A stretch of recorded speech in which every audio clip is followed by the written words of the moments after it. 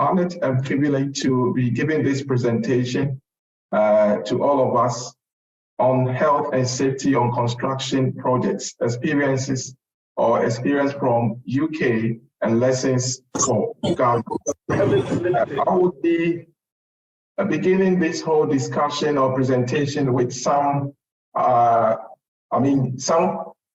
cold hard facts. I would say some very cold hard facts.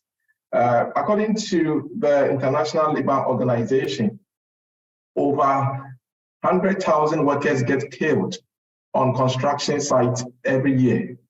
And this actually represents about 30% of all occupational fatal injuries.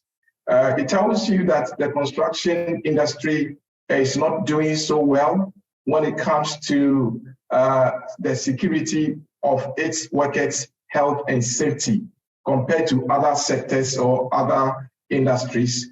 And this is very worrying. In fact, data from industrialized countries indicate that construction workers are 3 or 4 times more likely to be killed on the sites than other workers in other sectors or other fields. And this is even more worrying in the case of developing countries because we do not have the systems, we do not have the arrangements that industrialized countries have to secure the lives of construction workers. I'm not too sure if Ghana is paying attention to this. How many people are dying on daily basis, on weekly basis, and on monthly basis, or even on annual basis? And this is something as a nation we must actually pause and begin to think about. Yes, we want to build infrastructure. Yes, we want to have a vibrant economy. We want to have better quality of life. And all of these things will rest on infrastructure. And the only sector that is at the forefront of infrastructure delivery in every economy, in every country, is the construction industry. And the question is, in our quest to build infrastructure to support our livelihoods, to boost our economies and all of that, the question is, at what cost are we going to have all of these assets in our countries? Lots of people are losing their lives on daily basis, on weekly basis, on monthly basis, and on annual basis. And I think we need to look at this thing carefully. I try to look for specific data for the case of UK. In fact, according to the Health and Safety Executive, the Health and Safety Executive is a statutory body or institution in the UK that has the power to ensure that health and safety issues or concerns on all works are taken care of. In fact, they are so powerful that organizations or institutions do not play with them, because if you joke with them, you will find yourself in jail. They have been collecting data and providing indicators about the performance of UK in the UK has the Health and Safety Executive. In short, we call it HSC. It is a statutory body that oversees the health and safety function in all sectors in the country. So they are actually supposed to be coming up with regulations to ensure that every worker is safe when he or she goes to work. Now, according to their data, for the 2021-2022 reporting year, they reported that about 1.8 million cases of ill health related to work were reported in the UK. About 900,000 cases of stress, anxiety, and all kinds of depressions were reported. And also about 500,000 cases of musculoskeletal disorders. You know, people can have problems with their joints, their knees, their elbows, and their spinal cords and all of those kind of disorders. They are actually monitoring all of those cases in their economy. I'm not too sure if Ghana people we are set up to be monitoring some of these disorders among our population. But we need to do that, because if we don't pay attention to some of these things, it will affect our labor force, and it might even undermine the productivity at the national level. Now, they also go ahead and indicate that due to health and safety issues, the country lost about almost 37 million work days as a result of health and safety issues, people not being able to go to work because of health and safety issues. And this is, for me, a staggering figure. We don't know what the situation is in Ghana, but we need to be thinking about these things. And then also about 100,000 people suffered cases of COVID and stuff like that. Put everything together, UK is having to spend about 37 billion pounds in addressing health and safety issues. Now, the question is, if they could even save half of this amount on health and safety issues, I believe that they could build more infrastructure, they could invest more in social interventions and stuff like that. We don't know what the situation is in Ghana. We could probably also start a study to find out how much we are losing or how much it is costing us as a nation as a result of us not paying attention to health and safety issues, particularly on construction projects. This issue has been a thorny issue as far as the European community is concerned. And I think for more than 50, 60 years, practitioners and scholars have been investigating the real cause or the real causes of accidents, fatalities, and health and safety issues on construction projects. And about 30 years ago, or roughly 30 years ago, it was discovered that most of the risk related to health and safety on construction projects are actually as a result of seeds that are sown by procurement and design decisions. So clients or procurers of construction products were seen to be people who were contributing to health and safety risk on construction projects. This is in the sense that, for instance, if a client decides to build a road or construct any construction product under the water or under the sea, obviously the risk that will come with it will not be the same as the risk that will arise when we have to build a structure on a level ground without anything of that sort. So, designers were also to blame because sometimes they make design decisions regarding features of construction products such that during construction, a lot of the workers' lives are put at risk.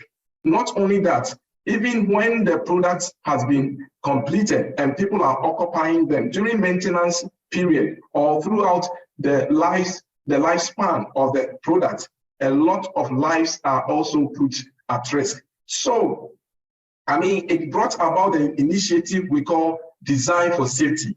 So the Design for Safety essentially is saying that, can we get designers to actually think of safety right at the point of design? That is to say that we need designers to originate designs that are inherently safe, not only for construction, but also during the usage, maintenance, and ultimately at the point of demolition. So at the point of design, the designer who is safety-minded is even thinking about how the product will be demolished at the end of its life in a safe manner, such that people's lives will not be put at risk. So that has been the concept or the initiative of what we call Design for Safety. There are several other labels that connote the same thing. Some people call it Design for Occupational Safety and Health. Some people call it Prevention Through Design. And some people even call it Safety in Design. All of these labels are actually connoting the same thing. Now, how do we get designers to think about safety right from the outset to ensure that when we are constructing the products and when we are using the products and when we even have to maintain and demolish the product at the end of its lifespan, we will not be putting the lives of people at risk. This is the kind of mentality that drives Design for Safety. Now, this thing can be put in a conceptual model. And here is how it is explained. The understanding is that the design for safety concept says that we have a lot of opportunity to generate or originate very safe designs that will not put people at risk during construction, during the usage of the product, and also during the maintenance period and demolition, particularly at the pre-construction phase, when we are thinking about the client's requirements. So sometimes, depending on what the client wants, as a health and safety minded designer or a health and safety minded technician or something of that sort, will be able to advise the client that your requirement may be posing a lot of risk from the perspective of health and safety. So can you think about it this way? So that at the end of the day, we are able to manage occupational health and safety risk in a more meaningful manner, right from the design stage or the pre-construction stage. So what we are also saying is that the opportunity to make designs inherently safe, that opportunity will be lost if we exit the pre-construction phase and go into the construction phase, and even into usage or maintenance and so on and so forth. You can do something about it during those phases of construction and then maintenance, but the cost may be so prohibitive that you may not want to do it at all. So we are advising designers that if you want to originate safe designs, think of it right at the pre-construction stage or at the design stage, so that you do not put the lives of people at risk. EU, that is the European Union, actually thought of this problem. They were also facing, all the member states in Europe about 30 years ago were having challenges with construction-related ill health and also fatalities. So they also were informed about this philosophy or this initiative of design for safety. And as a result of that, they came up with a directive, a council directive, 1992-57 ECC. ECC is European Economic Community. And some of these directives are binding on all member states. So one of the principles or one of the requirements of the directive, the council directive, was that every construction project must actually have a minimum standard for health and safety. And one of the provisions of this directive was that there should be an appointment of either one or more coordinators to address the issue of health and safety on construction projects. So, we can have a pre-construction coordinator whose job will be to ensure that during the design and the project development phase, all issues of health and safety are addressed. Designers are actually encouraged, they are prompted to make sure that all risks that are embedded in their designs are identified or recognized and then removed. The best thing is to eliminate the risk of health and safety, or if you cannot remove it, what can you do by way of design to minimize such risk, and so on and so forth. And then during the construction phase, there should also be somebody who will ensure that the health and safety is taken care of to avoid any fatality, to avoid injuries, and to avoid any ill health related to the construction of the project. Now, UK,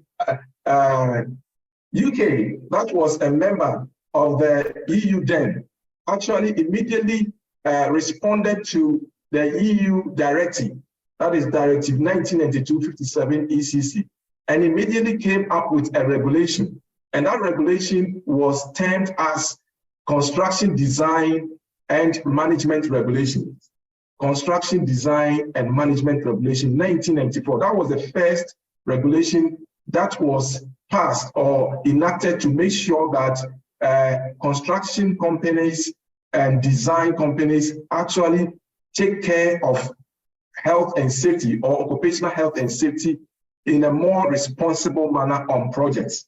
That regulation has actually seen 2 revisions now, and the current revision is what we call the CDM 2015. That is Construction Design and Management Regulation 2015. So this regulation will, it actually has provisions for how specifically health and safety issues are supposed to be addressed on construction projects. And it has actually identified a number of duty holders, including clients, including designers and contractors, and has actually indicated specific responsibilities or duties that they must comply with in order to ensure that construction health and safety is managed in a more responsible manner on every construction project in the UK.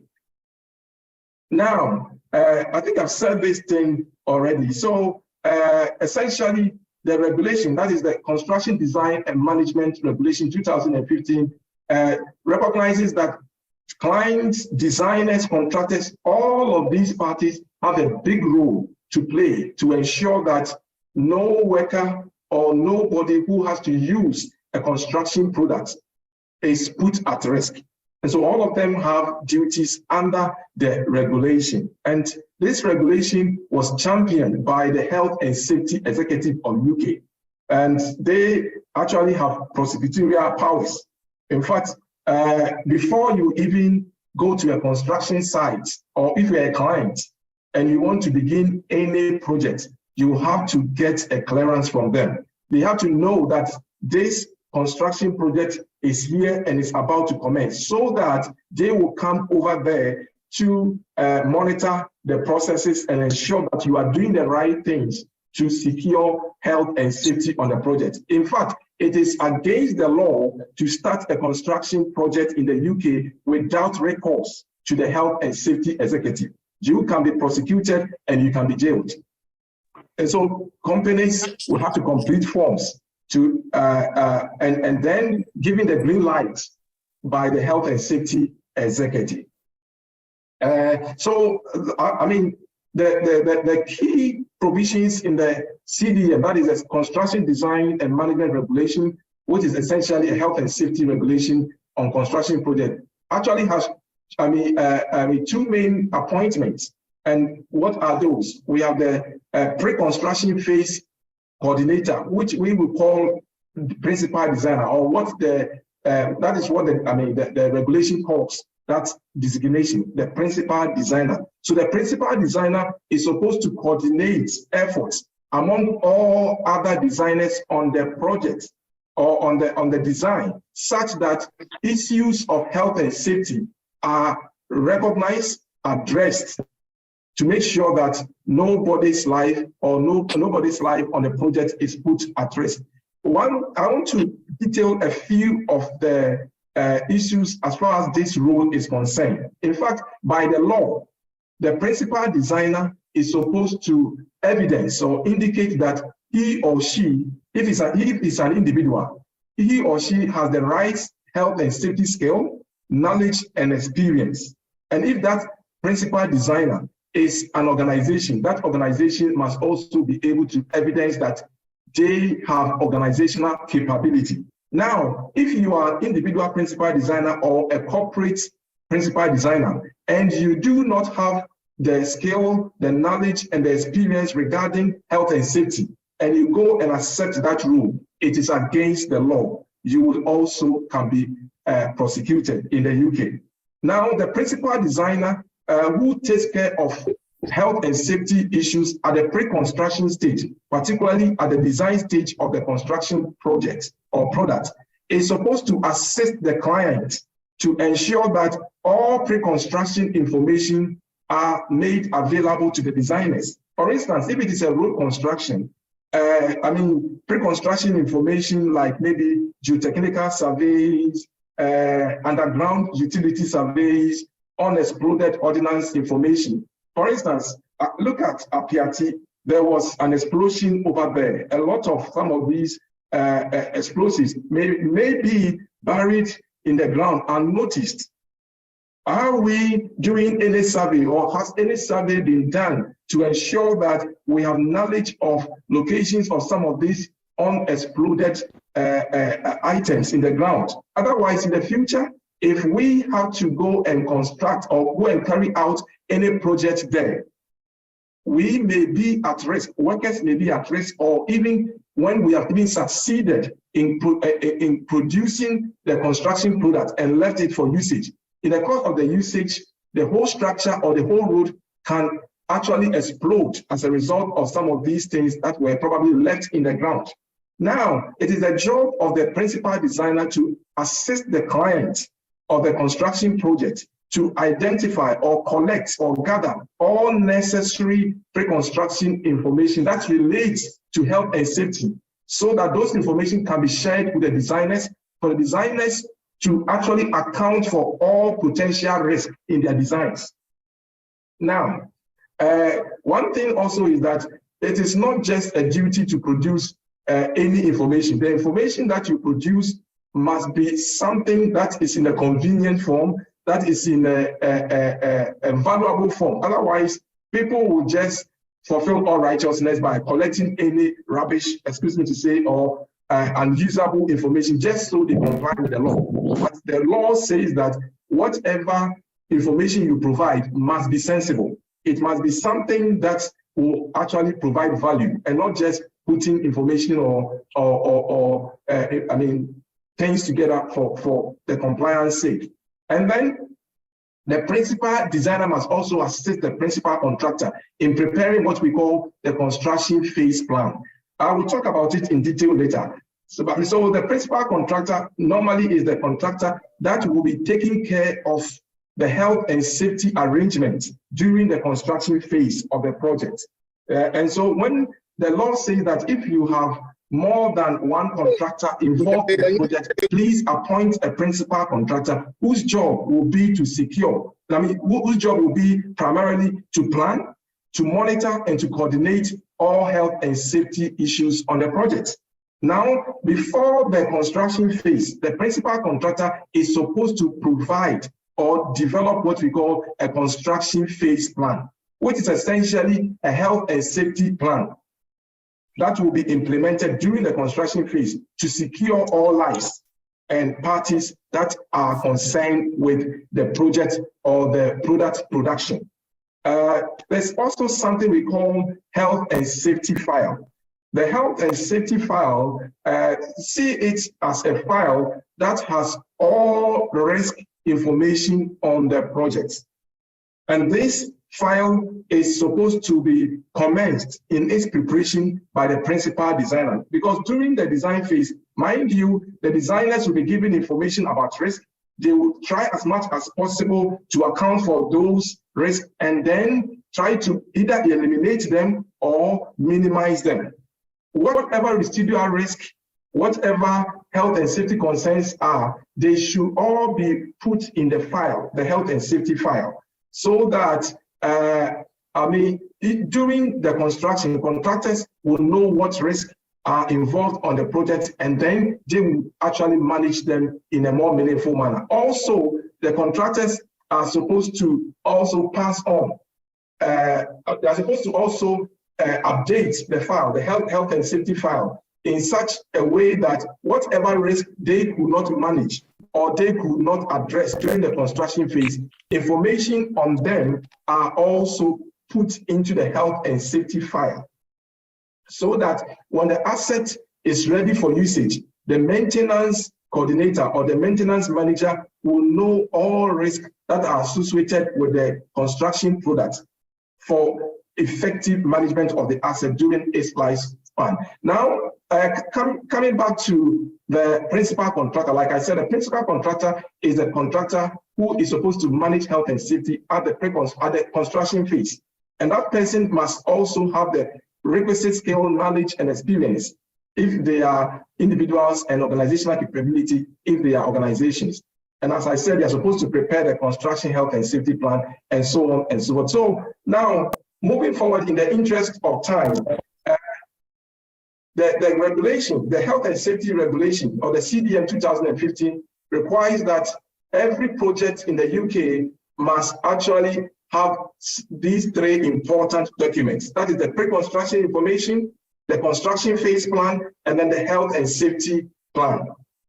These documents must be on every construction project in the UK. Now, the question is, what lessons must Ghana, what lessons can Ghana learn from this whole arrangement in the UK to ensure that the lives of construction workers or people who are related to construction products are not at risk?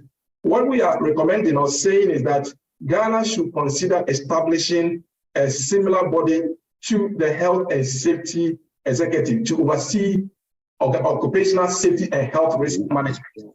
I probably think that we may have such an arrangement in this country, but maybe it is not highlighted properly. It is not pronounced in terms of its mandate and also function. We need to do that as a country. And then we should also have a comprehensive regulation on health and safety that puts both upstream and downstream partners of construction supply chain under duty to manage health and safety in a more effective manner on construction projects, just like the case of CDM 2015 regulation, that is the construction design and management regulation in the UK. One thing is that once you legislate, immediately demand is created for the service. But the question is the country on the supply side so prepared, or does the country have capacity to be able to respond to the demand that will be created by the health and safety legislation? Currently, I think no. So we should be thinking about the supply side. And you realize that as a country, we need a lot of training in health and safety. We have to even help our universities to build capacity in that area. We may need to even help set up certification schemes that will certify people in health and safety and so on and so forth, so that when the demand is created by the legislation, we will be ready to go. And lastly, we'll recommend that design schools actually cater for health and safety in their curriculum. Maybe they are there, but we have to emphasize them, because the next generation of designers or the next generation of engineers must actually be trained in such a way that they will have a heart for people who work on their designs downstream the construction supply chain, so that we secure the health and safety of all people that are related to construction projects. Now, I end with this quote that one death is still too many. So we have to consider safety first. Thank you very much for the opportunity. Thank you very much.